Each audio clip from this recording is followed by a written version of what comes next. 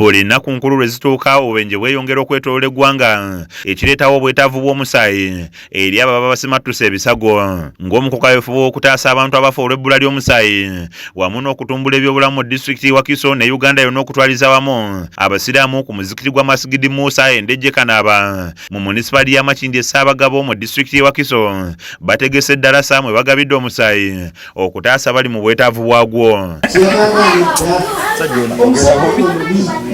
Abakulembeze mu muzikiti guno bategeezezza nti kino bakikola okutaasa bannayuganda abali mu malwaliro nga beetaaga omusaayi. Banne mwebale abakyala kujjumbira kugaba musaayi kibyambye nnyo mujjukire nti buli bw'ogaba omusaayi obeera oyina obulamu bw'omuntu omulala gw'otaasizza. Barakallahu fiikum. Wekiri ku bulamu bwo okuva kannasu mpaka kaviiri Allah bwe yakutonda lubaale yakontributinga ki contribution ki lubaale gye yakola olyoka osinziira okugadaasi kati mubuzaabuza bantu nze organize nnina ekibumba kino lubaale yakireeta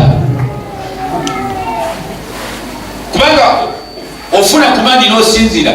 Imaamu w'omuzikiti guno Sheikh Jingo Abubeka awanjagidde abaddu ba Allah okuuma obumu nga bwe boolesezza mu kugaba omusaayi olunaku olwaleero nga kyakuyamba okugonjoola ebizibu eby'enjawulo bye balina.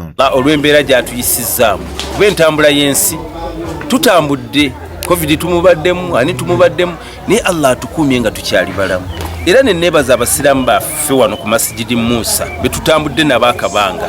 Saba Allah subhanahu wa ta'ala abanyweze n'obusiramu bwammwe ku mitima ate saba Allah subhanahu wa ta'ala bwe kuba kumalako mwaka gutumazeeko nga tukyali balamu nga tuli abantu abawuliziganya abakwatagana. Omumyuka w'omukulu w'ettwaliro lya Makindye Ssaabagabo Sheikh Yasin Kanyike yeekokodde abavubuka abagufudde omugano okozesa obubi omutimbagano bw'atyo n'abakuutira okukola ennyo bejje mu nvuba y'obwavu mwe batubidde. Tudde ku mulamu olw'ensonga nti social media twonoonye nnyo tukopperedde nnyo eby'abazungu n'oyagala okoppa ebitali byawonye ng'omuntu omusiraamu ate omuganda waliwo enneeyisa gyotalina kukoppa tovude labanga ebizibu ebimu bizuusa emize abasajja ku basajja naye nga bireeteddwa oluusi emitimbagano gye tubeerako ennyo obutaagala kukola kisinza okubeera nti kijja obuuka ku mulamu. Sheikh Kanyike era abasabye okudda eri Katonda bwe babanga bakulwanyisa n'okwewala emize mwe batambulira.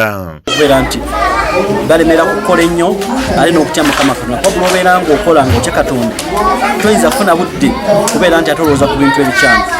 Entanda eyo gyogamba nti bwe tuba tugyekutteko tusobola okubeera nti tulina abavubuka ab'enkya abantu balamu ababuvunaanyizibwa. Enteekateeka y'okugaba omusaayi eno wejjidde nga Ssaabasajja Kabaka Ronald Mwenda Mutebi owookubiri yavaayo dda n'alagira buli ssaza lya Buganda okuvaayo okwenyigira mu kugaba omusaayi okutaasa abo abagwetaaga. Kizza Peter yakusakidde eggulire lino ku Lwaki TV Agaleero.